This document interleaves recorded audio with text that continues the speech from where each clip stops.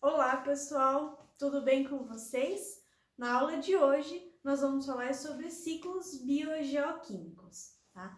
Então, vamos entender um pouquinho, a divisão dessa palavra para entender do que se trata esses ciclos que a gente vai comentar nas próximas aulas, tá? Então, o bio vem de vida, portanto, os seres vivos vão estar envolvidos nesses ciclos. Geo vem de geologia, né? Então, algumas estruturas da Terra, algumas camadas da Terra vão estar presentes nesses ciclos. E químicos vem dos elementos químicos que participam desses ciclos. Então, o que a gente vai estudar hoje é o ciclo da água, tudo bem? Então, eu fiz um esquema aqui para vocês, né? Para a gente falar da divisão desse ciclo da água, entender como é que acontece todo esse processo. Então, eu dividi aqui, né? Porque o ciclo da água ele é dividido em duas etapas, né? Em dois ciclos. Então, a gente vai começar por esse aqui, que é o mais simples, tá? E a gente vai chamar ele de pequeno ciclo da água. Por que pequeno ciclo da água, né? Porque aqui eu não tenho envolvimento dos seres vivos. Eu tenho apenas os corpos d'água, né? Que vão sofrer alguns processos, formando um ciclo pequeno, tá? Então, eu coloquei aqui um solzinho. Aqui pode ser um lago, pode ser um oceano, pode ser um rio, tá? Então, eu tenho aqui uma estrutura onde eu tenho água, tá? E aí, esse sol vai bater sobre essa superfície e vai fazer com que essa água evapore. Então, o primeiro processo que eu vou colocar aqui para vocês, a gente vai denominar evaporação. Então, essa água vai evaporar. Quando ela chegar numa altitude mais elevada, ela vai condensar, então vai formar lá as nuvens, e depois ela vai cair na forma de precipitação. Então, a segunda setinha aqui a gente vai chamar de precipitação. Sendo assim, eu retomo, aquele armazenamento de água que eu tinha aqui nos corpos d'água para que esse processo se reinicie numa nova evaporação. Então, por isso é um ciclo, porque isso vai se repetir a cada vez, né? A água vai evaporar, vai condensar e vai precipitar. É sempre nessa ordem, tudo bem? E a gente passa para o lado de cá, que é um ciclo um pouquinho mais complexo, onde a gente vai chamar de grande ciclo da água, tá? Como é que vai acontecer esse grande ciclo da água? A grande diferença aqui é que eu tenho envolvimento de seres vivos, tudo bem? Uma árvore de grande porte, ela pode lançar para a atmosfera até 1000 litros de água por dia. Então, é uma quantidade muito grande, de água que ela lança lá para a atmosfera na forma de vapor. Tudo bem? E os animais, eles vão ter essa participação de que forma? Então, eles vão se alimentar de uma planta, eles vão beber a água de um rio, de uma lagoa, de uma poça, Vão beber essa água e vão fazer o quê? Podem eliminar essa água na forma de fezes, na forma de urina e na forma de transpiração, na forma de suor. Tudo bem? Então, esse processo onde a água vai sair desses seres vivos e vai ir para a atmosfera, aqui a gente vai chamar de evapotranspiração.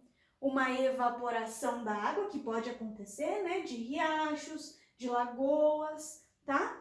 Mas também uma transpiração, tanto dos animais quanto das plantas. Então, eu vou colocar aqui para vocês um processo de evapotranspiração.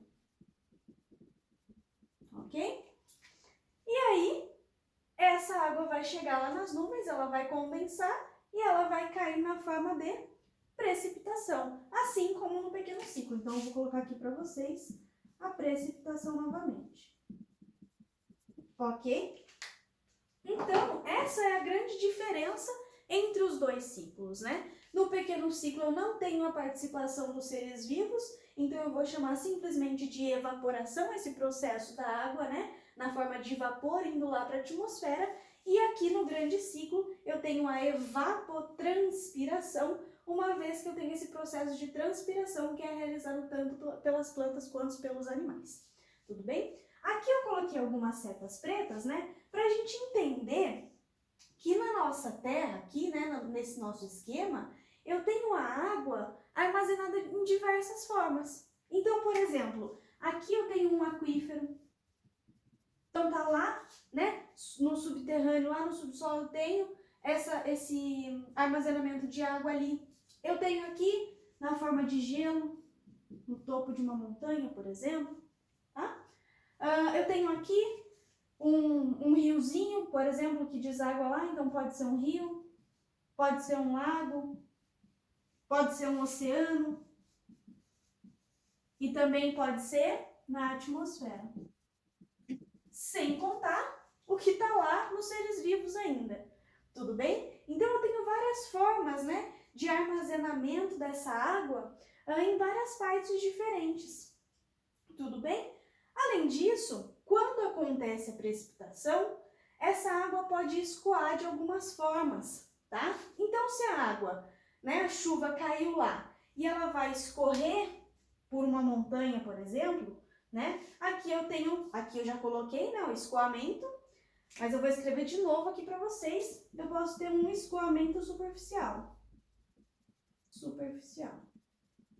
Onde a água escorre pela superfície e ela pode chegar no lago, ela pode chegar num rio, ela pode formar uma poça, tudo bem? Então ela vai escoar através da superfície e chegar a um outro ponto. Eu tenho um escoamento que pode aqui vir do degelo. Então eu vou colocar aqui para vocês, ó, degelo. Esse degelo pode dar origem, por exemplo, a uma nascente.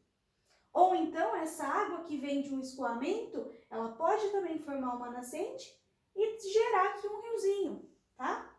Ou outra coisa que pode acontecer, essa água que precipitou, ela pode se infiltrar, então eu vou colocar aqui por infiltração, onde ela vai repor esses estoques lá dos aquíferos, tá? Então ela vai se infiltrar ali no solo e chegar até uma parte mais subterrânea, tá? Para encerrar nossa aula, eu gostaria de comentar um pouquinho com vocês sobre os rios voadores, utilizando desse nosso esquema aqui para a gente entender e usando uma fala, né, sobre essas árvores de grande porte. Se uma árvore de grande porte, né, pode bombear até 1000 litros d'água para a atmosfera por dia, o quanto de água não é bombeado para a atmosfera lá na Amazônia, né? Então toda essa água que é captada ali do solo, é absorvida pelas raízes, é bombeada para as folhas, onde eu tenho a transpiração que acontece, né? Eu crio uma massa ali muito grande nessa transpiração, né? Onde eu venho com os ventos alísios ali que a gente conhece e vai empurrar toda essa transpiração, todo esse vapor d'água em direção à Cordilheira dos Andes, né? E essa Cordilheira dos Andes vai funcionar ali como uma barreira natural, uma barreira geográfica e vai empurrar essa massa de água que está ali, essa massa de vapor, para o sul do nosso país, né? Então essa água vai chegar até nós dessa forma, através desses ventos, esse vapor d'água é transportado até o sul do país. E aí eu queria fazer um questionamento para vocês, porque a gente que mora aqui, centro-oeste, centro-sul, né, desse país, o que acontece? Algumas épocas a gente tem coisas como racionamento de água, a gente tem falta de água, né? Com qual evento que acontece lá na Amazônia a gente consegue relacionar essa falta de água que acontece aqui?